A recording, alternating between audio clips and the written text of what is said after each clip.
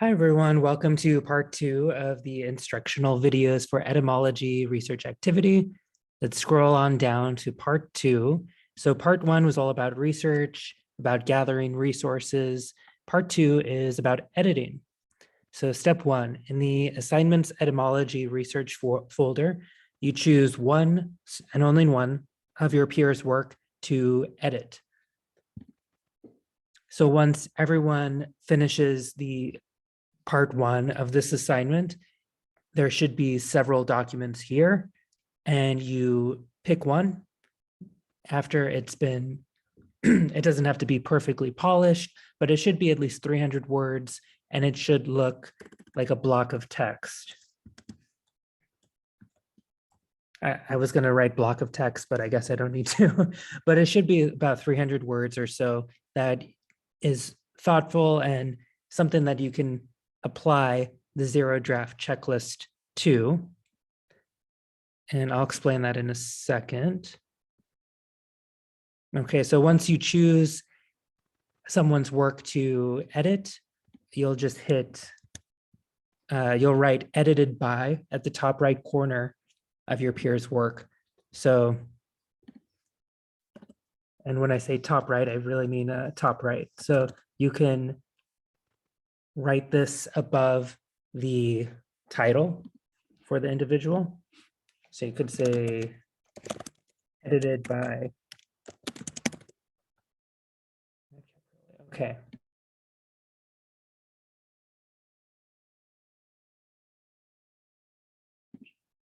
Okay, and step 3, in my view, is the fun part. We're going to apply something called the zero draft checklist to make at least 5 comments or edits that can improve this very short expository paper. Expository means to explain. And in this exercise, you are, in a sense, explaining the etymology, the history of one word that has some personal relationship to you. So it is, even though it's only 300 words, it is an example of an expository paper. So the zero draft checklist, it's an adaptation from a journalism professor at Hunter College, Katina Perrone. And the idea is these are 15 edits you can make that will instantly improve your work or the work of your peer. And before you turn in anything, before you submit your first draft, this is the zero draft of this. This is kind of the behind the scenes work that you can do before submitting something more polished. So the first step is look out for repetition. Repetition can be confusing or boring to a reader. Oftentimes it means that you need to think more deeply about a subject. I personally like noticing repetition in my work because it signals to me that, hey, there is a nuance I'm not thinking about, or there's probably a different way for me to express the same thing. So repetition, identify it, find different words for the subject, think about it more deeply. You might be surprised to think, well, once you take 10 seconds to really think about a word, there are all these different contexts that it can be used for, different functions. So repetition is actually a vehicle to deepen your work. And these are 2 resources that can help you think about reducing repetition and replacing it with something more substantial, perhaps unique. Unfamiliarity is something to look out for. Writing is really a service, and you want people, in order for your work to be clear, concise, and compelling, you want people to be able to read your expository paper at a relatively fast pace and in a way that they don't have to read the same sentence twice or 3 times in order to understand your perspective. So look out for words that mean something to you, but that might not mean something to your audience. So if you're, before you use an acronym like a content management system down here, the first time you use an abbreviation, not an acronym, excuse me, an abbreviation, you should spell out the abbreviation, CMS, put it in parentheses, and then subsequently you can use that abbreviation to, because now you and the reader are on the same page. You've spelled out what the abbreviation means, and now they too know, the shorthand for it.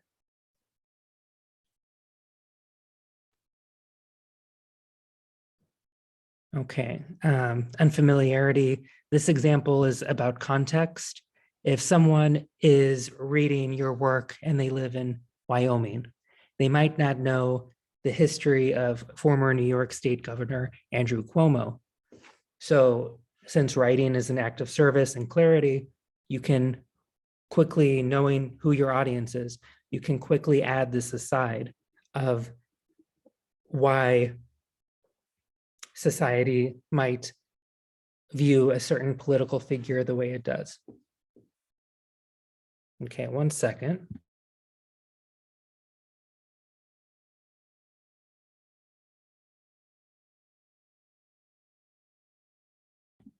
Okay, I was taking some water. So smart attributions. While authoritative sources are essential in becoming a trustworthy communicator, to become a compelling communicator requires a conscientious arrangement of facts. When attributing your sources, put the significance / results / meaning of a source before you name the source. Assuming the source is reliable, people are generally more interested in what you found than where you found it or details of how an experiment was conducted. So a boring attribution would be, quote, according to Laura Huan, in her book, Edge, Turning Adversity into Advantage, 2020 Penguin, there are hidden ways to uncover advantages in situations where one is socially at a disadvantage. So that's kind of boring because it says the meat of the work is that there are hidden ways to uncover advantages where one is socially disadvantaged. So that is the essence. That should be first. The reader should encounter what is most important first. So it's not so important where you are getting the information. It is more important, at least for compelling writing, to emphasize what is the significance of the information.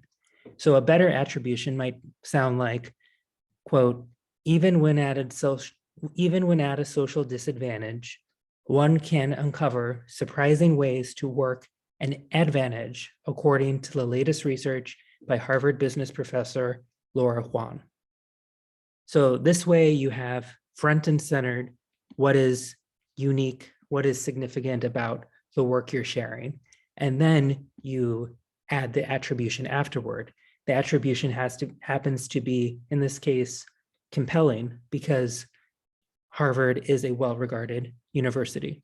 So this is a great source to have, and it is presented in a way that is true to the force of that information. Exclamations. You can see I crossed out the exclamation here. Let your content or phrasing speak for itself. Use exclamation points rarely. Also avoid unusual fonts or weights to emphasize content. So bolds, use bolds sparingly. Especially for professional writing, it is safer to be neutral or unobtrusive. Great writing is like a window pane, a glass that you can see clearly through.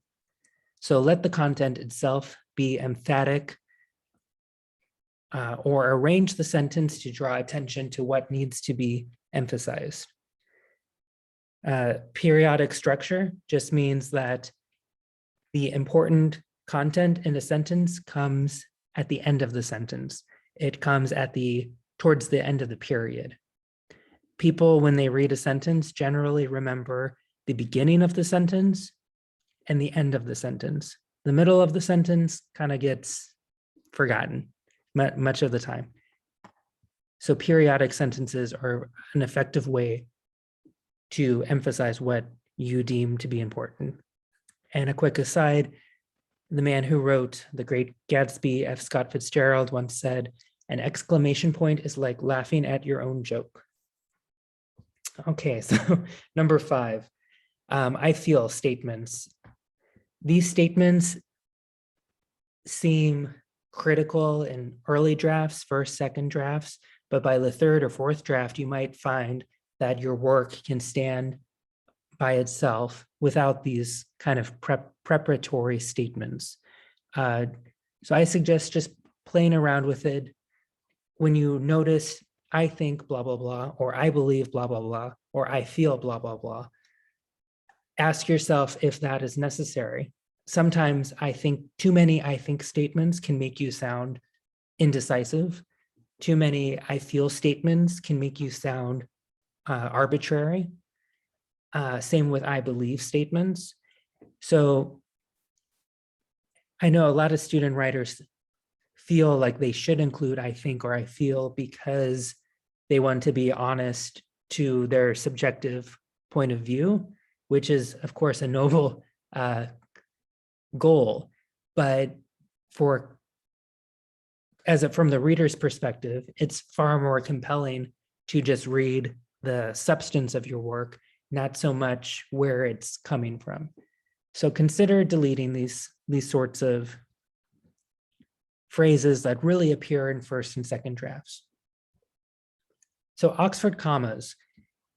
I personally love Oxford commas. I think they add clarity and they avoid any sort of confusion. So Oxford commas are easier to know through sight rather than description. So an example is, I love strawberries, bananas, apples, and pears.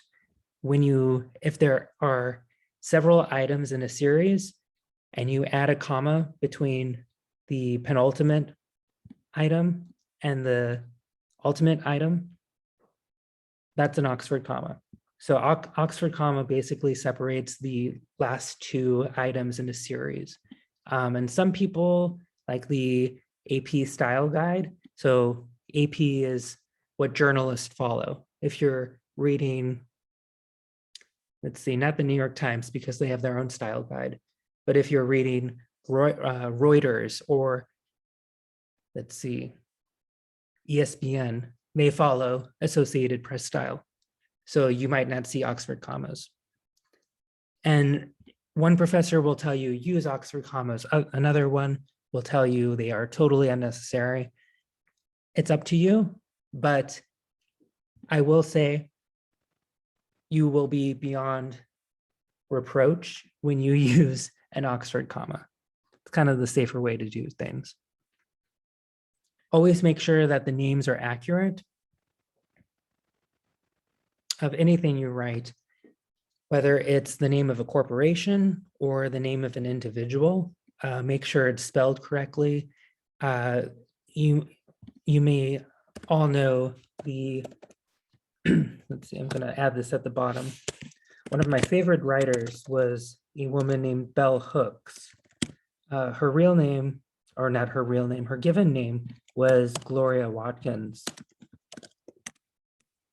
But she, as a writer, changed her name to all lower cases to honor her grandmother, Bell Hooks. And she uses lowercase to shift the focus from her identity as a Southern Black woman, working class academic. She wants people to come to her work less focused on her identity and more on her ideas. So to her, lowercasing her name was a way to signify that, I as an individual am less important than my work, than my ideas, than my actions. So that's kind of an aside, a fun aside, I hope. As far as formatting with job titles in this class, writing essentials, this might be less important. For other classes, professional writing, this is critical. Capitalize titles before, job titles before the name. Do not capitalize job titles if they come after the name. So Vice President of Patient Intake, Dr. Ray Johnson, is awesome. If the descriptor comes after the name, you do not capitalize it. Dr. Ray Johnson is an awesome Vice President of Patient Intake. A nice rule of thumb as far as capitalization: when in doubt, do not capitalize, because capitals bring attention to words. That's their function. And for proper nouns, specific people, specific places, you generally capitalize those. But for common nouns, you do not capitalize. Common noun is a dog. If you're referring to a specific dog, I'm thinking of the dog from Legally Blonde. Dog from Legally Blonde. Bruiser Woods. If you were referring specifically to this dog, you would then capitalize the name.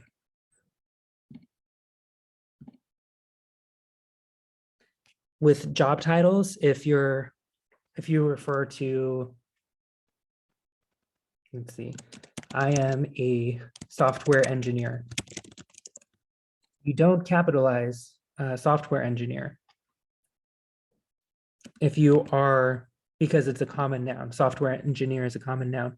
If you are a specific, if you have a specific title within a company, you can capitalize that specific title. It moves from a common noun to a proper noun. So you could say, I am a level 5 software engineer. Okay, so that's names, that's hinting at proper nouns versus common nouns and capitalization. Number 8, to be verbs. This might be the best way to improve the power of your writing. Identify these verbs like is, am, was, were, be, been, been. They are essential in verbal communication, which is real time. They are essential in first, second drafts, but after a while, they can keep your work good, and you really want to make your work great. And to do that, you have to use verbs in a more precise manner. And the area in most people's writing that is relatively slack usually is with the verbs. So look out for these: is, were, a common phrase, there is, there are. You will be surprised at the number of times you can just delete there is, there are, and the content will be just as good, but there are fewer words, so it might be even better. Okay, and this kind of related to number 7, but only capitalize proper nouns. And we covered this. Job titles, you capitalize before. If the job title comes after, you do not capitalize it. Number 10, quote appropriately. Only put quotation marks in quoted material. That's a simple rule, but it's easy for writers to forget how essential quotations are, because the reader is coming to your work not knowing, who you are, where you're going to take them. They don't know what words are your own and what words are someone else's. So they really rely on quotations to understand your work, but also get a sense of the rhythm of your work. Okay, 1 second.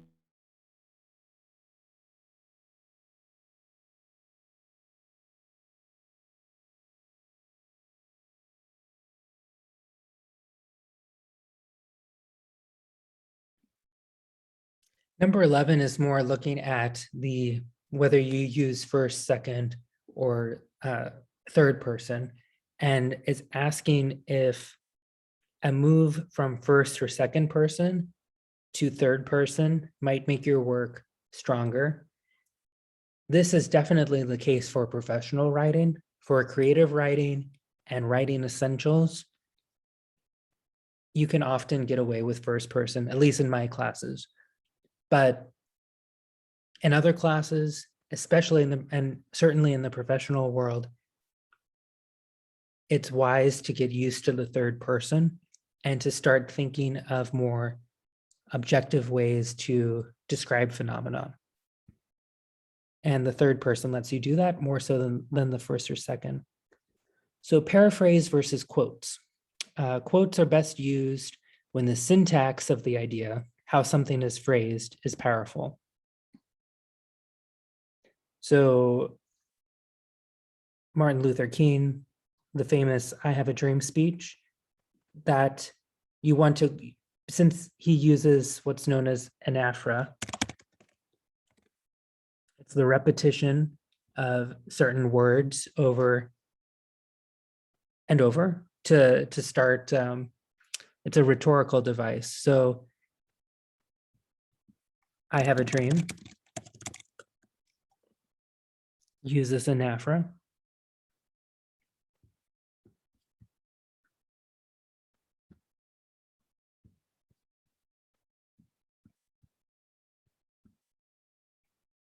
Quite the audience, right? Imagine if this took place on Zoom. It would not have the same effect. Okay, so here's the anaphora in one of the most iconic speeches of all time. I have a dream, I have a dream, I have a dream. This you would quote. I can't imagine taking this out of context because it's so powerful. Another example is Winston Churchill. I believe it's Battle of Britain.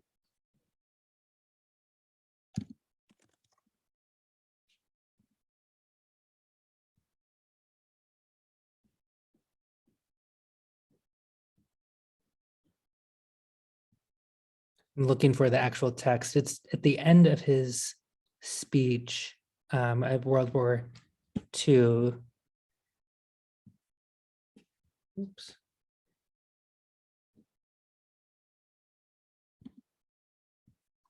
This isn't going to work, is it?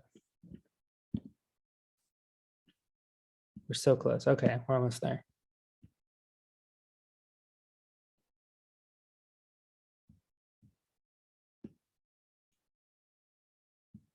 It's a long speech.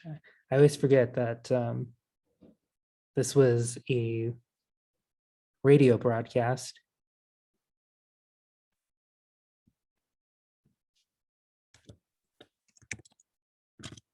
Okay, I'm sorry. This isn't gonna, I'm taking too much time. But the point is, with powerful speeches, with a phrase that just knocks you off your feet, you want to quote that. When the idea is powerful, but it doesn't matter how it is said, you can use your own words, you can paraphrase it. The reader may thank you for clarifying some material in your own words. Paraphrase also demands that you think more deeply, which helps you become the authority or author on a subject. Author, the root word of authority is, you can guess, author. So paraphrase is useful for readers when you want to clarify the content itself. Quotes are great for the emotional impact they offer. And speaking of quotes, number 13 of the zero draft checklist, break up long quotes. If a quote is more than 3 lines, you can consider using ellipses You might want to paraphrase it, especially if you think the quote is boring, definitely paraphrase it. Or you can use a supplementary source. If you're quoting from the same journal, say you have a 6-page paper, double spaced, and you quote the same journal 5 times, that is going to be fairly boring for the reader. Great quotes are pithy or succinct. And famous line from Shakespeare's Hamilton, brevity is the soul of wit. Okay, number 14, just number 14, number 15, then I will wrap up this video. Punctuate effectively. Punctuation facilitates comprehension. Once you master the basics, you can use punctuation in creative ways to make your work more compelling. Playing with punctuation can also tailor your thoughts on a subject, making it a useful tool for critical thinking. Okay, and this idea is that when you tinker with a word or with a sentence, when you put the subject at the end of a sentence, or you use a different verb, or you omit all adverbs, how you think about content will change. Writing and thinking go hand in hand. When you change your thought on something, you're going to change your writing. When you change your writing, even at a granular level, like on the sentence level, you're going to change your thinking. It's an immensely powerful tool. Okay, purpose. Last point. Make sure that you can articulate in one sentence the purpose of all your writing, whether it's an email. Before you send an email, you can think to yourself, I want the reader of this email to do X, Y, and Z. Or if you're sending out a research paper for a professor in a geography class, you want the professor to understand that you get the substance of that course. That could be the mission of that research paper.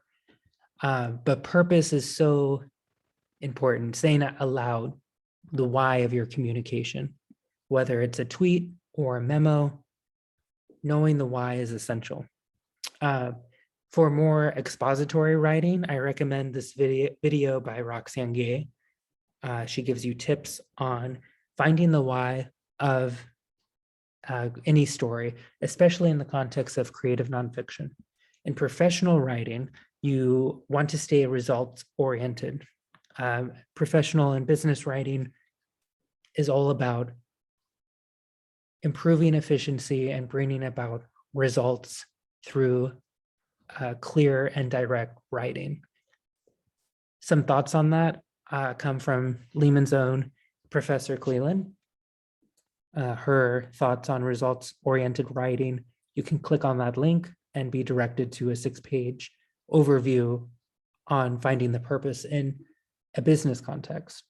But no matter whether you're writing in a creative or business function, after the reader finishes your work, she or he should know what action to take, whether they should think differently on a subject or whether they need to go buy something. If you're an advertising executive or something. All right, so that was quite the checklist. The purpose of the checklist is to apply it to one of your peers, one of their works about etymology and its contemporary use. This is a long checklist. I don't expect you to cover every number, but hopefully by the time you graduate, in this class and other classes, all of these steps will become second nature to you.